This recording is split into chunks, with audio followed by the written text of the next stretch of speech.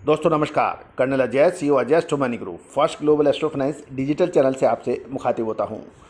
दोस्तों आज 7 जून सन 2023। दोस्तों आपको याद होगा हमने फरवरी महीने के अंदर ही गेहूं का अग्रिम विश्लेषण देते हुए आपको तेजी की आकांक्षा जताई थी, जो कि अब सत्य साबित होती नजर आ रही है। सरकारी एजेंसियों की गेहूं की खरीद, भाव और आगे क्या संभावना है, उस पर जानिए पूरी रिपोर्ट विस्तार से। दोस्तों खबर निकल के आ रही है कि सरकारी एजेंसियों में सबसे ज़्यादा गेहूं की खरीद पंजाब राज्य से हुई है और ये पंजाब ने कुल 261.92 लाख मैट्रिक टन में सबसे ज़्यादा कंट्रीब्यूशन पंजाब राज्य का रहा है। उसमें 121.17 लाख टन का। दूसरा नंबर हरियाणा का है, जिसने 63.17 लाख मैट्रिक टन गेहूं की सरकारी खरीद हुई है। उत्तर प्रदेश में मात्र 2.17 लाख टन की सरकारी खरीदी हुई है, लक्ष्य से काफ़ी पीछे है। मध्य प्रदेश में 70.98 लाख टन की सरकारी खरीद है और राजस्थान के अंदर 4.29 लाख मैट्रिक टन की सरकारी खरीद हुई है। चंडीगढ़ से 0.10 और हिमाचल प्रदेश में 0.03 और कुल मिलाकर 261.92 लाख टन की सरकारी खरीद 30 मई सन 2023 के सरकारी आंकड़ों के अनुसार है। गौरतलब है कि गेहूं के अंदर लगातार तेजी बन रही है और लगभग सभी मंडियों में मिनिमम सपोर्ट प्राइस से गेहूं का भाव 200 से 250 रुपये प्रति क्विंटल अधिक चल रहा है। दोस्तों पिछले मार्च अप्रैल महीने में पिछले साल फसल तैयार होने पर हरियाणा, राजस्थान, पंजाब, उत्तर प्रदेश, मध्य प्रदेश देश के विभिन्न भागों में रुक रुक कर बरसात हुई, जिससे गेहूं की कटाई के बाद प्रति हेक्टेयर में प्रोडक्टिविटी यानी उत्पादकता में कमी का अनुमान आने लगा। दूसरी ओर पुराना स्टॉक मंडियों में नहीं बचा था। सरकार के पास भी गेहूं का बफर स्टॉक कम था और यही वजह है कि गेहूं की कमी अब चारों तरफ नजर आने लगी है। केंद्र द्वारा केंद्रीय पूल में बफर स्टॉक खरीदने हेतु गत वर्ष से पिछले मुकाबले अधिक की गई है, लेकिन ये लक्ष्य से अभी तक भी काफ़ी दूर है। सभी गेहूं उत्पादक राज्यों की मंडियों में धर्म कांटे अधिक लगे थे, लेकिन गत वर्ष की तरह इस बार भी गेहूं की अराइवल धर्म कांटों पर कुछ ही दिनों का प्रेशर था। उसके बाद धीरे धीरे ये प्रेशर घटने लगा और मंडियों में भाव ऊंचे होने से सरकार को किसानों ने गेहूं का कम बिचान किया।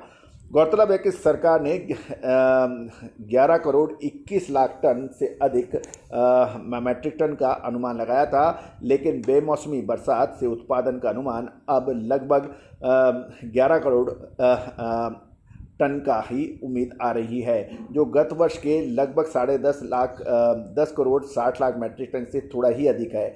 वहीं इस बार सरकारी व गैर सरकारी गोदामों में पुराना स्टॉक बहुत कम था और सरकारी खबरों के मुताबिक गत वर्ष की अपेक्षा किसानों ने ऑनलाइन रजिस्ट्रेशन 2.5 गुना की संख्या में कराया था। इसके बावजूद उत्पादक मंडियों में न्यूनतम समर्थन मूल्य से 200 से 250 रुपये प्रति क्विंटल गेहूं ऊंचे भाव बिकने से सरकारी धर्म कांटों पर माल अब कम आ रहा है।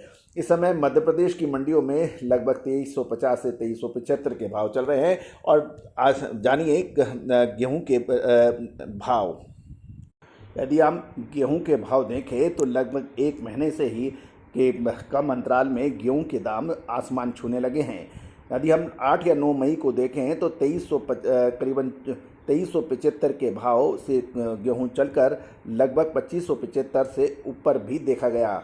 आज अशोकनगर के अंदर देखें तो 2700 रुपये के भाव हैं, हैदराबाद में 2850, अहमदनगर के अंदर 2670, अमरावती में 2600, वाशिम महाराष्ट्र में 2415, मध्य प्रदेश निमरानी में 2450, इंदौर 2700, नागपुर 2380, सतारा 2630 के भाव बताए जा रहे हैं।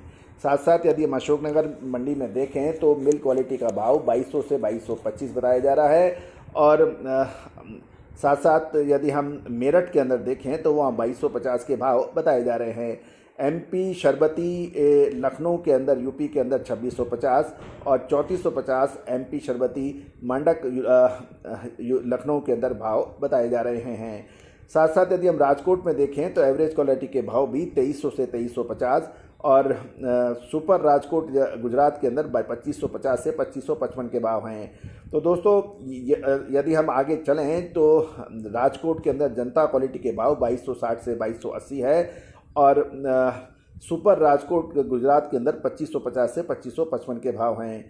यदि हम अलीगढ़ यूपी में देखें तो सुबह के भाव 2325 हैं और प्रतापगढ़ यूपी के अंदर 2260 से 2545 रुपए के भाव बताए जा रहे हैं।